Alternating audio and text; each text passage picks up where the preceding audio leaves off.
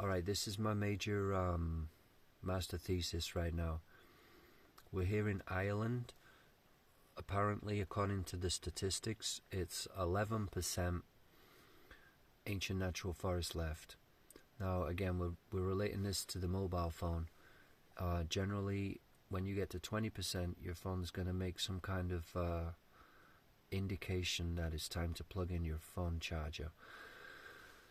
The forests, Gump, are teaching us about, now we've looked into the psychology of humanity when the forests are depleted, and you do your research, check this out, guys. I don't want to do a massive reading on you because it's a little bit monologue and boring, but we've just seen some recent stuff going on in America that's quite disturbing.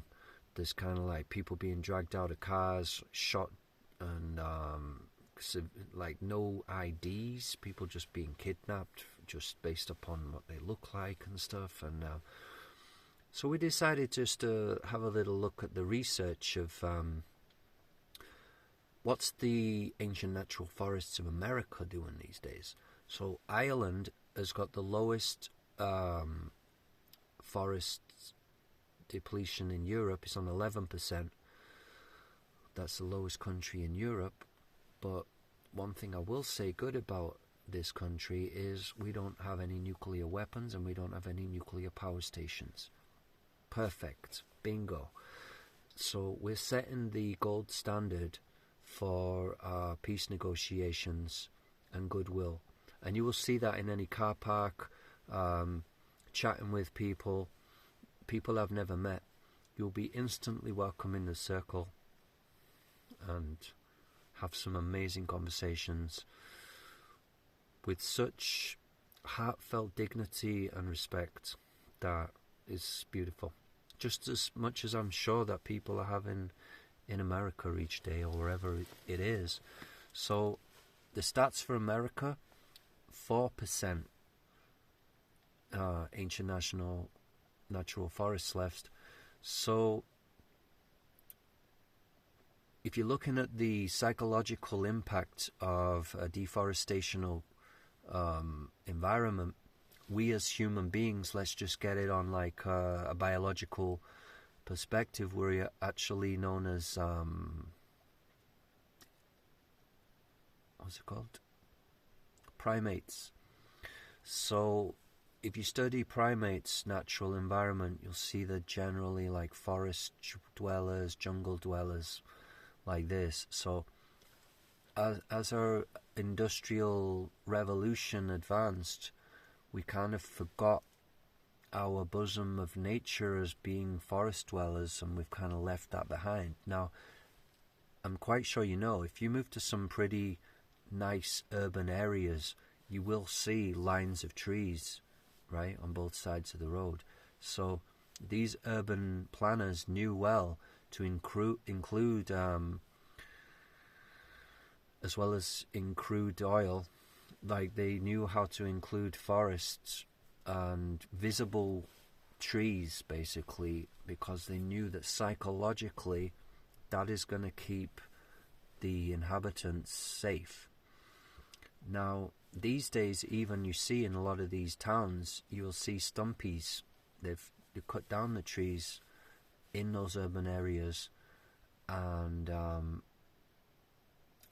that's having an impact, unfortunately, on our psychological health. So, a happiness index. Whatever country you're living in right now, check out what's the percentage of the original ancient forest, and that means not monoculture, monocrop forests, not agricultural one tree only forests. I'm talking about permaculture mixed ancient woodland forests. Check out what's the percentage of those left, and then have a look at the happiness index of the country that you're in. What's the happiness index rating? So, I'm not here to really save the world. This is just what the environment is beaming into me right now. The countries that are suffering with civil unrest and stuff like this, we could treat the effects by protesting and rebelling against the things that are going on. But if we're going to really look at the cause of what's happening here, we may even hear it from the leader's own mouth that subconsciously they're searching for access to green land around them, which means that maybe they're surrounded by a lot of security, maybe in an urban secure